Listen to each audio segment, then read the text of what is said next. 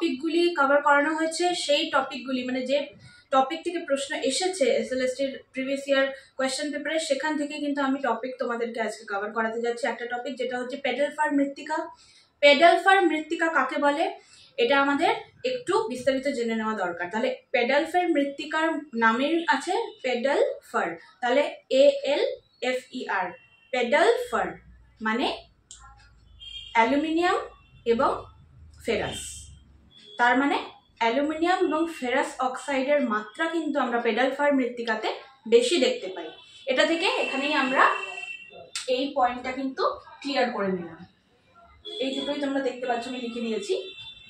Second যে পয়েন্টটা আমাদের মনে রাখতে হবে, কেন কি যদি পেডাল ফার মৃত্তিকা দিয়ে থাকে তাহলে আগামী দিনেও সম্ভাবনা আছে কি পেডাল ফার মৃত্তিকা কিন্তু জিজ্ঞাসা করতে পারে, অন্যরকম ভাবে জিজ্ঞাসা করতে পারে, এর রং কি সেটা আমাদের জেনে নেওয়া দরকার, এটাও জিজ্ঞাসা করতে পারে। তো লালচে বাদামি রঙের কিন্তু এই মৃত্তিকা হয়। লিচিং প্রক্রিয়ার মাধ্যমে কিন্তু কয়েকটি এসেনশিয়াল এলিমেন্ট যেরকম ধরো ক্যালসিয়াম, ম্যাগনেসিয়াম এগুলি কিন্তু মৃত্তিকা থেকে বেরিয়ে যায় এই প্রক্রিয়া লিচিং প্রক্রিয়ার মাধ্যমে। তো সুতরাং পেডাল ফার মৃত্তিকাতে কিন্তু এই লিচিং প্রক্রিয়া দেখা যায়, যার ফলে কিন্তু কিছু এসেনশিয়াল যেমন ক্যালসিয়াম, ম্যাগনেসিয়াম এগুলো কিন্তু এই এলিমেন্টসগুলো কিন্তু বেরিয়ে যায় মৃত্তিকা থেকে। তাহলে লিচিং প্রক্রিয়া কিন্তু এখানে আমরা দেখতে পাই, যেটা কিন্তু ল্যাটেরাইট মৃত্তিকারও আর একটা খুবই ইম্পর্টেন্ট ফিচার।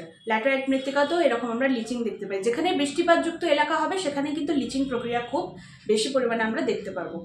আরো দুটি মৃত্তিকা আছে যেটা খুব ইম্পর্টেন্ট, যেটা হচ্ছে চেরনোজেন মৃত্তিকা এবং পটজল মৃত্তিকা। আমি অলরেডি কভার করে রেখেছি, ডেসক্রিপশনে গিয়ে চেক করতে পারো। মাঝারি উর্বর মৃত্তিকা এটি। এঁটেল এবং দোআঁশ এই দুটি যে মাটি, তার এই মৃত্তিকার সঙ্গে কিন্তু এর সামঞ্জস্য আছে। তার মানে কি, মানে কিছুটা এঁটেল প্রকৃতির এবং দোআঁশ মাটির মতন কিন্তু পেডাল ফার মৃত্তিকা আমরা দেখতে পাই। এটা কোথায় দেখা যায়?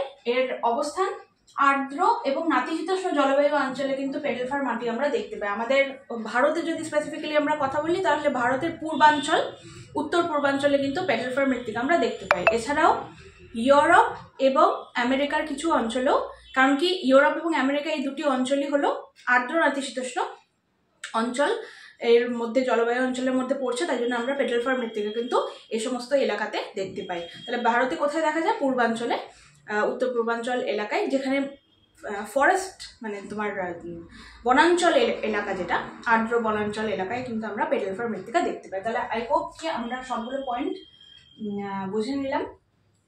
So this is all about it.